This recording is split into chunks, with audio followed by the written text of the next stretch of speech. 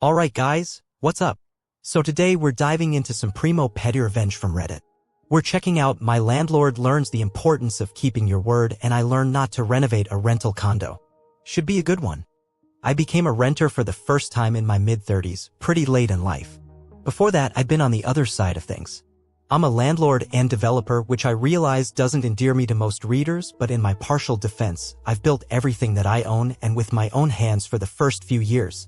I started doing painting, finishing carpentry / millwork / cabinet making to make money during university, and when I graduated I had saved up enough to get horribly into debt at an extremely high interest rate which I had to build my way out of. The first place I lived in after the dorm was a dangerously neglected warehouse that I had just bought and ended up reconstructing into a fourplex. I lived there for the next 10 years while subsequently getting into new greenfield rental developments. Just before COVID, I ended up selling that first place I had built and the buyer wanted me out so they could raise the rent to market. This was to be my first time getting evicted, but the pain was numbed by the sale price during that huge market run-up. I also thought it might be tricky to navigate being a tenant in a building that I had built and owned for years. I decided to treat myself by renting a condo downtown, a huge step up from my previous one-bedroom that was chosen for its ROI rather than owner-occupancy appeal. I spent around 3 months looking at dozens of places and built up a good sense of the rental market as my pride insisted I get the best deal possible. I quickly learned that the market that had been so favorable to me, the landlord, was extremely difficult for me, the tenant. I got incredibly lucky when I took a chance and viewed a condo on Craigslist that had no photos in the listing, never a good sign. It turned out the lack of photos was not an attempt to cover up, but simply the inability of the owner to work a digital camera. He did not have a smartphone. It was perfect, 2005-ish building, floor-to-ceiling glass, high floor with 270-degree views, AC, open layout, well priced. The only problem? Very worn out, shabby 2005-ish kitchen and bathroom and the reddest-looking cherry wood flooring you could imagine. Horrible cheap honey-colored fake wood veneer cabinets, gloss black appliances. Brushed aluminum finish everywhere, lots of frosted glass on the light fixtures. A simpler time. The landlord seemed like he would be pretty hands-off, and my application pitch was that if he was okay with it, I would take care of maintenance myself and just e-transfer him rent every month and not bother him. He loved the sound of that. He said he had bought a house in the suburbs and wanted to keep this condo for rental income for about 10 years until he retired. There are pretty strong tenant rights where I live, so long as he didn't sell there were no-fault eviction options. We signed the tenancy agreement, paid the deposit, and moved in. The last time I saw him was during the move-in inspection, after which he exclaimed, "If you treat this place well, I promise you can stay here as long as you want." Big, firm, job interview winning boomer handshake, and he was gone. We loved the new place, a complete change from the up-and-coming part of town we had just left, 400 feet above the street. The absolutely horrible kitchen, bathrooms, and floors haunted me, but I had a plan, and it was only a matter of time. One of my carpentry / millwork subs did a lot of retail tenant improvement as well as model homes and apartments for much bigger developers. When you are building a 30-story high-rise, you typically spend a few $100,000 to several million mocking up a unit in a retail showroom somewhere off-site to help you collect deposits. After the building sells out, that stuff gets either junked or sold on Craigslist. When I was doing single-digit unit buildings, I had bought a number of new old stock appliances, cabinets, flooring, etc. out of a marketing manager's garage for cash. A few months later, and it's the summer of 2020 and COVID is in full swing, and my carpenter emails me one of his clients is canceling their project, and since they are ghosting him on his draw, he is taking down their display unit. The drawings show an almost exact match to my unit in terms of dimensions. The spec sheet is jaw-dropping, almost 20 foot of Snydero cabinets, gloss white with champagne bronze hardware, Sub-Zero/Wolf appliance package, white marble counters and backsplash, Callista faucets.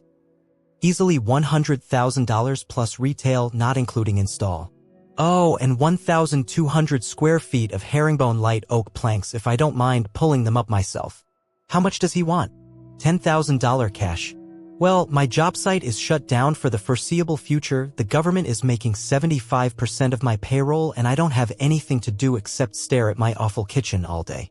After about 3 hours with my measuring tape and pencil, I asked my carpenter if he is willing to join my bubble for $40 per hour cash for a few weekends. He is. One last step, email my landlord and ask if he doesn't mind me doing a complete renovation on his condo. Crucially, I conclude the offer with, "I'll undertake to return it to move-in condition before I leave." Not surprisingly, he accepts. "That's okay, do whatever you want, we love having you as a tenant.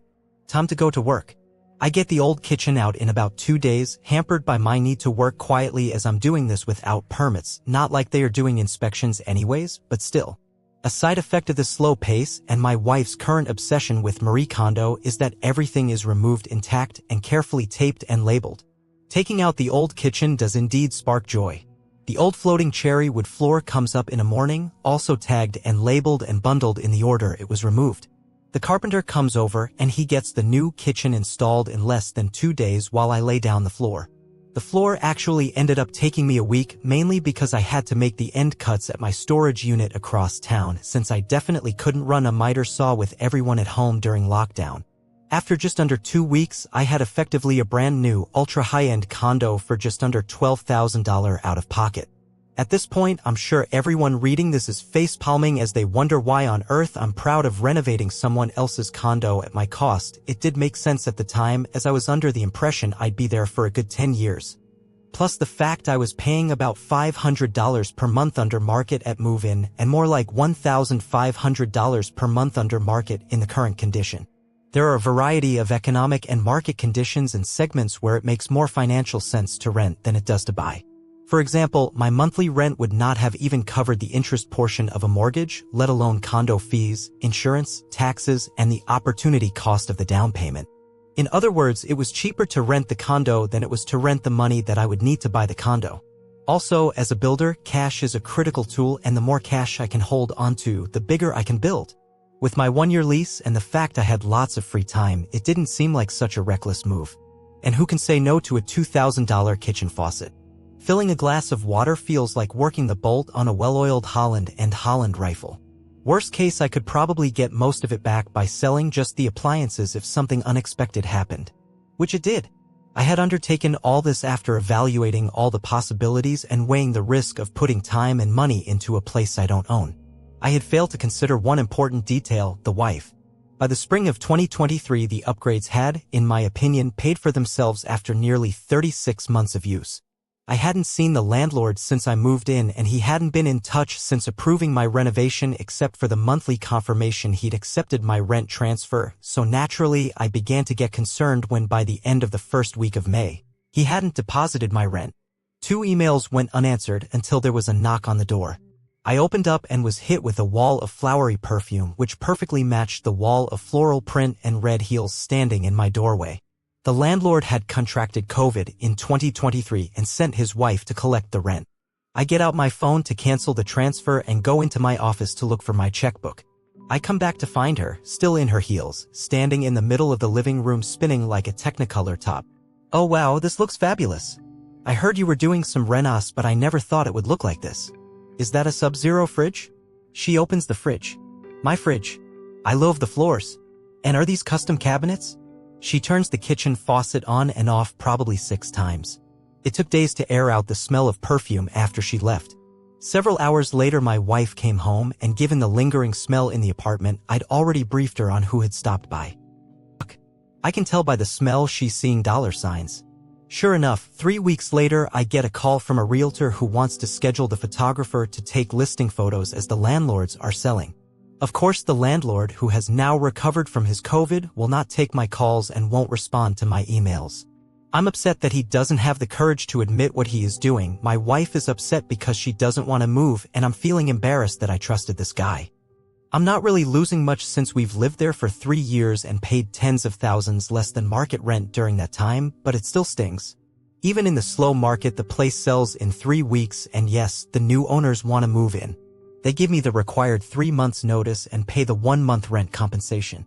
I note that the listing has advertised exquisitely renovated with top-of-the-line appliances, cabinets, and built-ins. No expense spared. My first instinct was to at least contact the realtor and suggest he check with the landlord about what was included with the apartment and what was being represented. But the description in the listing infuriated my wife to such an extent that we agreed to let them do their own due diligence. I think you can all guess where this is going. This time it only took 3 days to pull the new kitchen out and put the old kitchen back in. Same with the floors, turns out you can lay 1,000 square feet of flooring in about 2 hours if it's all pre-cut and labeled. But some of the TNG was a bit loose, so I made sure to glue the pitch down to the concrete nice and tight to make sure it doesn't creak or pop. It's exceptionally cheap, so it's going to splinter and separate if it ever needs to come back up. The old Home Depot Glacier Bay $49 kitchen faucet unfortunately started leaking when I put it back in, so I treated the new owners to a brand new replacement, now $60. The new one leaked as well, but not much and only when it was on. I rewatched the move-in inspection video to refresh my memory and made sure everything was exactly as it was when I moved in, right down to a few small holes in the drywall. I had also forgotten that the old oven control board was fried, which meant it kept shutting off every 10 minutes. My wife and I debated leaving a wireless camera up on the wall to capture the new owner's delight at how faithfully we upheld our tenancy agreement, as unfortunately we moved out about a week before their planned move-in date, but there was is still a reasonable chance of getting sued, so we opted not to, as intent is half the battle. I don't actually know what happened since I've ignored the dozens of phone calls from the landlord and the new owners and just sent them a registered letter with my tenancy agreement, move-in inspection video on DVD, and a copy of the email exchange with the landlord from 2020 where he allowed me to renovate the condo provided I put everything back the way it was when I moved in. I did get a text from the realtor calling me a petty, vindictive asshole and that I'm lucky I'm not getting sued, implying that my landlord probably is getting sued, and furthermore, one or all of them has looked into suing me and were advised against it.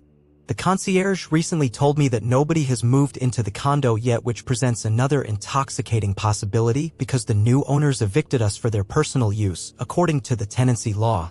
If they fail to move in within 6 months, they owe me a full year's rent as compensation for a fraudulent eviction. I still haven't bought a place. I ended up unfortunately having to pay a fair bit more in rent to move upstairs in the same building with a different layout but thankfully much nicer finishings.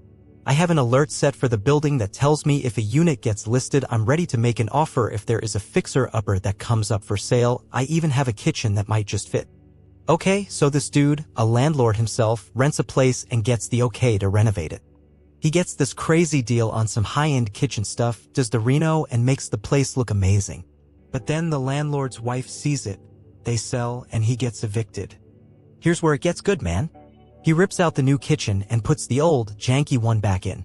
Dude even glues the cheap floor down so it's a nightmare to remove.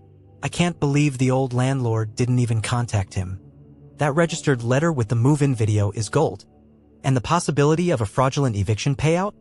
Man, this is some next-level petty revenge. Honestly, I don't know if I would have gone that far.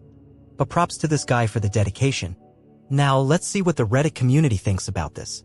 Storing an old, worn-out kitchen just in case you might need it sounds like something literally every contractor I've worked for would do. Hoarders, all of you. Always save the emails and move-in pics/videos. It's all about CYA. I have to say that this was exceptionally well played. Given the amount of thought and work that you put in, this might also qualify as professional revenge. The professional thing would have been to explain to the landlord that all your cabinet base belonged to us and ask for $25,000 to leave the work in place. But the wife and the realtor were so arrogant and obnoxious we opted to be extremely petty instead. We also considered that if they really wanted to go scorched earth, we had done a bunch of work without permits and straight up permission, although that's a gray area during COVID and only a very small part of the reno technically needed to be inspected. To be honest, we didn't want the anxiety of a drawn-out fight if they tried to stop us from removing our stuff. Damn, that's a masterpiece. I'm a home improvement renter also, but I never did anything major on an apartment. I do improve every house I rent though, with permission. It's gone over well for me. That's all for today. Let me know your thoughts in the comments below, and I'll see you in the next video.